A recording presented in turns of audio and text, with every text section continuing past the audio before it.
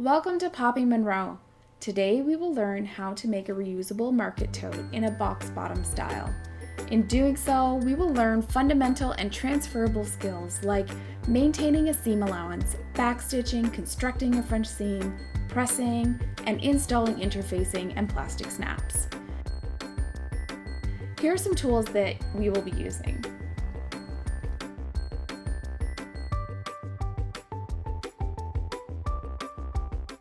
You can use any strong or non-stretchy fabric, including old tablecloths. Today I am using linen. Cut your fabric. I have here 2 tote straps measuring 4 inches by 30 inches. I have one main rectangular piece for the body of my bag, and you can make it any dimension you like. I've cut mine at 16 inches wide by 20 inches tall. If you're using a directional print, you're going to need to cut your long rectangle in half and sew a seam at the bottom of your bag to join both sides of your bag together so that your pattern is right side up. I have chosen a solid color, so I folded my rectangle bag in half so that both short edges meet. Along the folded edge, I have cut out rectangles measuring 2.5 inches tall by 3 inches along the raw edge of the bag. You can play with the size of your square and create smaller or larger box bottoms. I've also cut one optional rectangular piece made out of mid-weight interfacing. Mine is fusible and measures 10 inches by 5 inches. And I have cut one optional strip as a closure piece for my snap. It measures 3 inches by 7 inches. We will first complete our pressing prep. And first up is installing our mid-weight interfacing as per the manufacturer's instructions.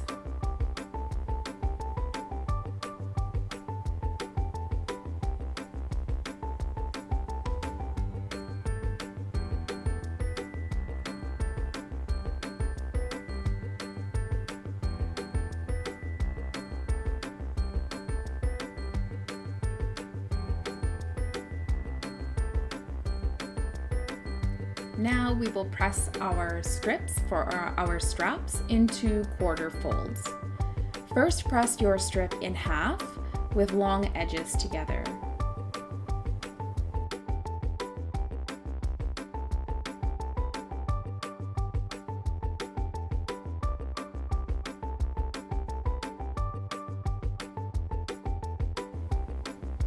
Then press each long half towards the center fold.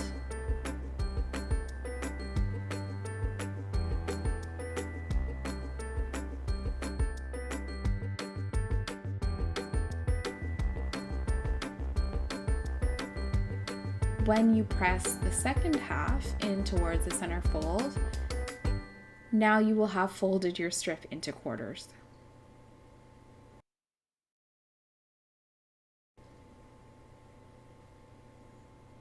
I like to give it one final press.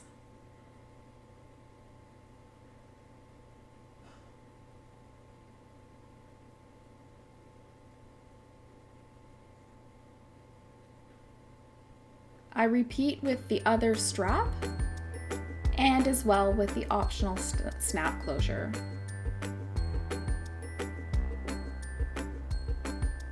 For the snap closure, I'm folding along the long edge.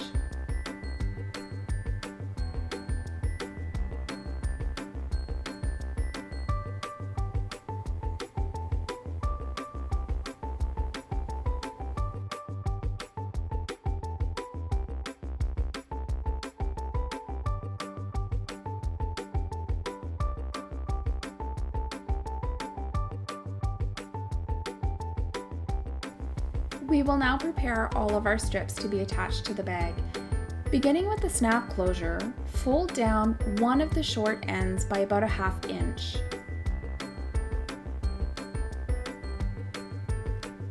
Then top stitch 1/8 of an inch in from all of the edges. I reduce my thread tension to about a 2 or a 3 when I'm top stitching, and I use a stitch length of about a 3.5 to 4. Make sure you backstitch when you start or end a seam.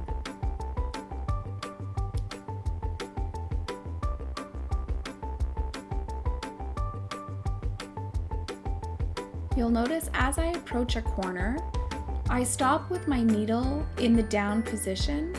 I'll lift my foot and then spin my fabric around.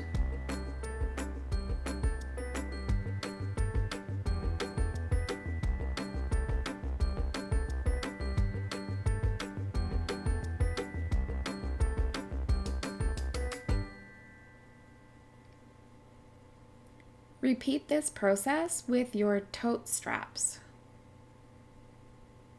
Don't forget to backstitch.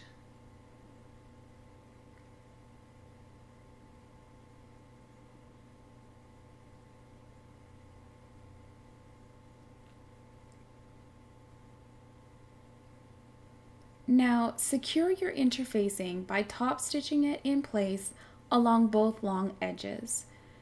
Your interfacing will give your bag structure from the inside of your tote.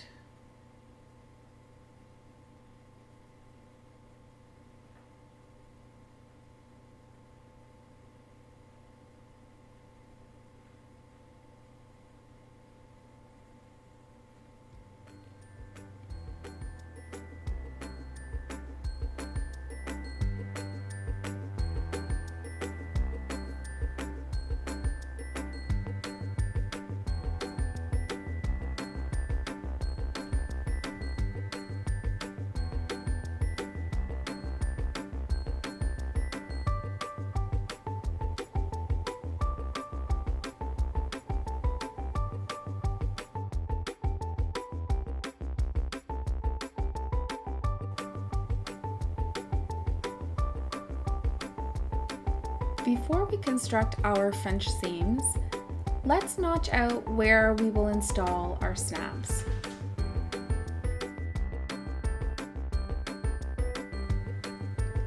Along the raw edge of your bag on both sides, mark the center point and mark 3 inches out along either side of the center point. And make sure to make those marks on both sides of your tote. Now let's get to these French seams. You know, if this is your first time, it might feel a little bit unnatural, but trust me and give it a try. It's such a pretty finish. Take your side seams with the wrong sides of your fabric facing together and pin or clip them in place. Now sew with a 1/4 inch seam allowance.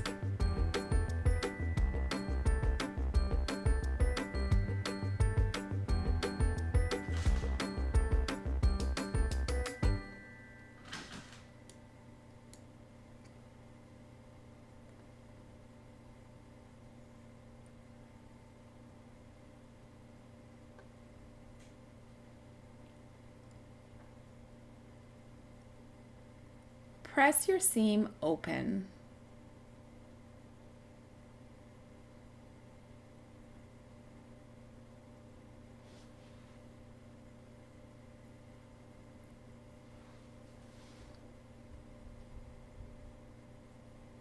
And then press the seam flat along the fold.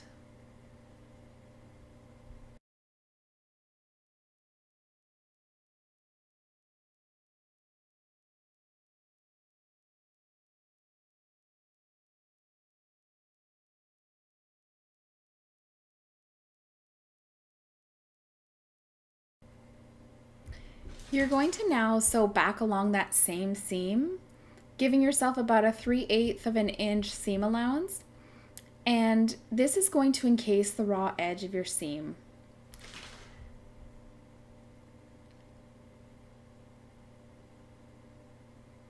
This is a fabulous technique to bring forward in your future bag making and garment projects. Go ahead and repeat that same process on the other side seam. To create the box bottom of your tote, turn your tote with the wrong sides facing out. Finger press the bottom middle of your bag. Then pinch the corners of your bag so that the crease of the bottom middle lines up with the side seam. The corners will more or less line up, and depending on how well you did with your seam allowance, don't worry if they don't line up 100%. Sew the corner with at least a 1/2 inch seam allowance, making sure to encase all of those raw edges. Repeat with the other side.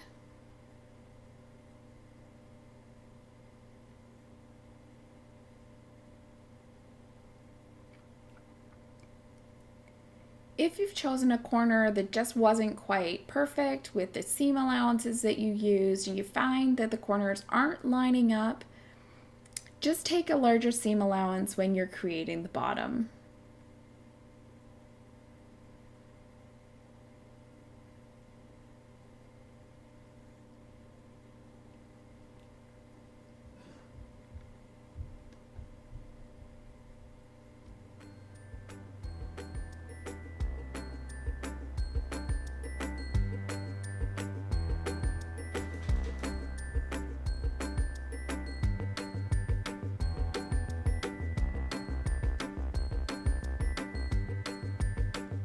In preparation to install your straps, press the top raw edge of your tote down about 1 inch.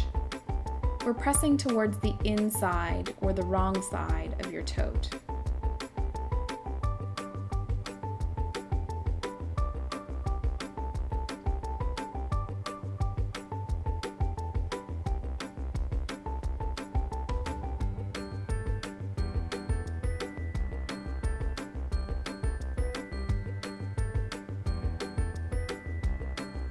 Once you've pressed all the way around, then go back down and do a second fold about 1 inch again. This is called a double fold. It's going to encase the raw edge of that top part of your bag.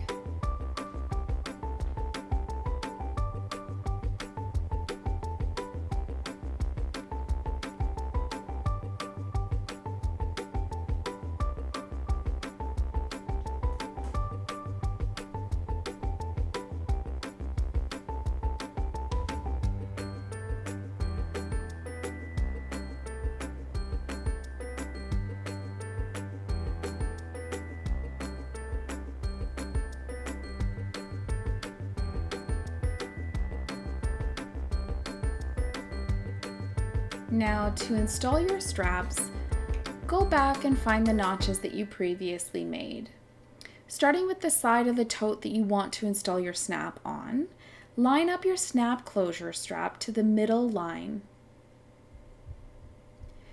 Make sure you encase that raw edge that you left of the snap closure inside that double fold.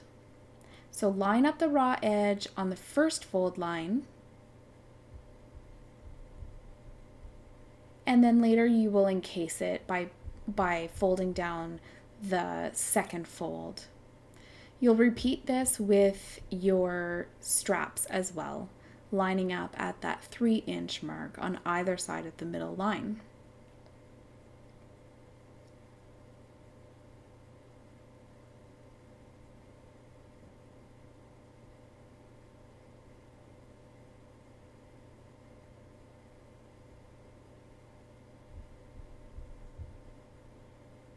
To encase it within the double fold, once you have your straps all lined up, you can go ahead and fold down the second time, making sure to be nice and tight with that second fold line that you've already created.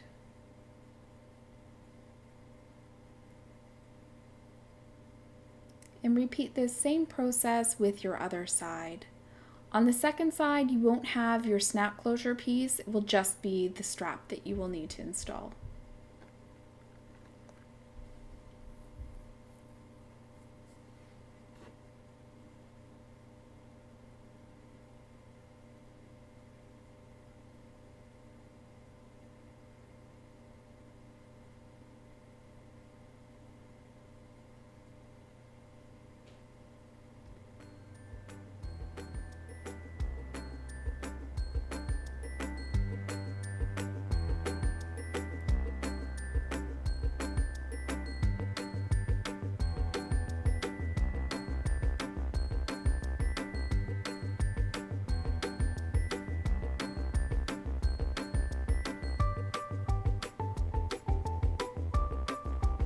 sew all the way around your tote 1/8 of an inch from the bottom of that fold.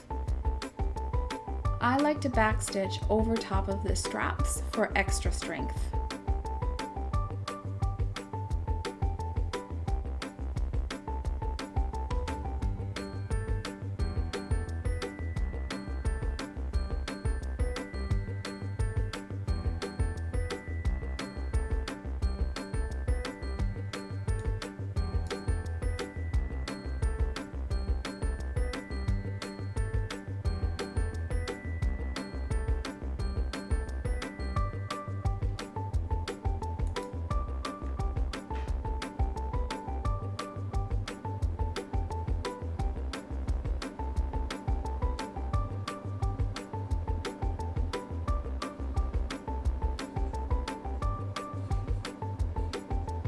Now to secure your straps in place, pull up your tote straps, and if you've installed a snap closure, it can remain tucked inside for now. Pin or clip your straps in place.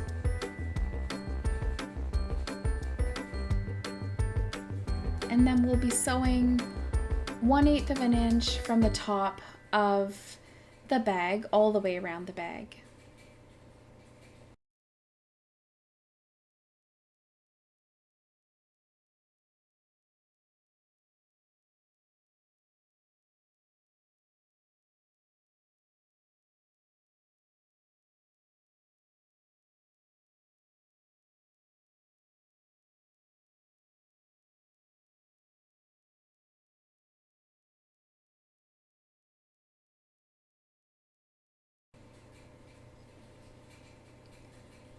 When I sew this final stitch, I like to turn the bag inside out as I find it's easier to go around and keep my stitch straight. As I go over the handles, I do a back stitch again. This gives extra strength. You may also choose to do X's over the straps or install something like a rivet. That will also give your bag a little bit extra strength, but I don't intend to carry more than a few groceries or perhaps a few books for the kids to and from the library. So for me, this is enough support.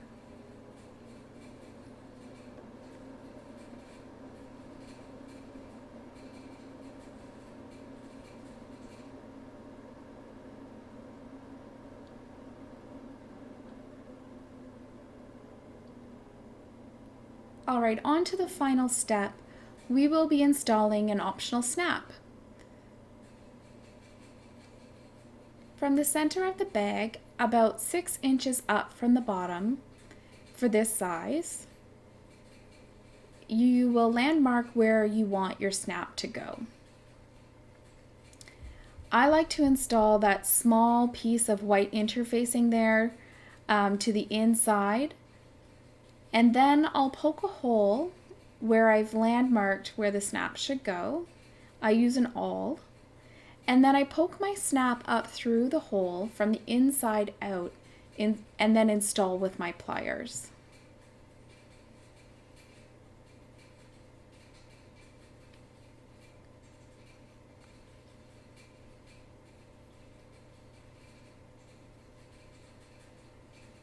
Do yourself a favor and buy Prim Brand's pliers because, well, the struggle is real with this kind.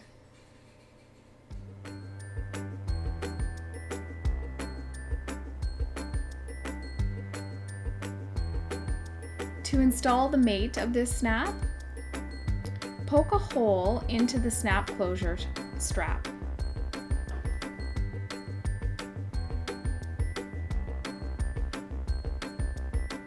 And then poke the snap down into that hole from the top side down, and then fasten again with your pliers.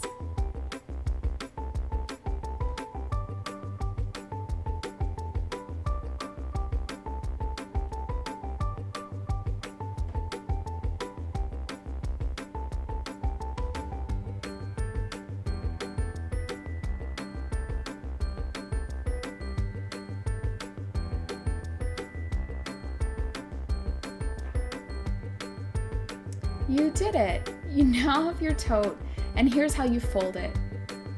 I tuck the straps inside and fold the side seams in by thirds. Then I fold up from the bottom in thirds again and fasten with the snap. Thank you so much for sewing along with me, and I would absolutely love your support by hitting the subscribe button. Please also pop some photos of your totes in the comments below. Much love from ours to yours.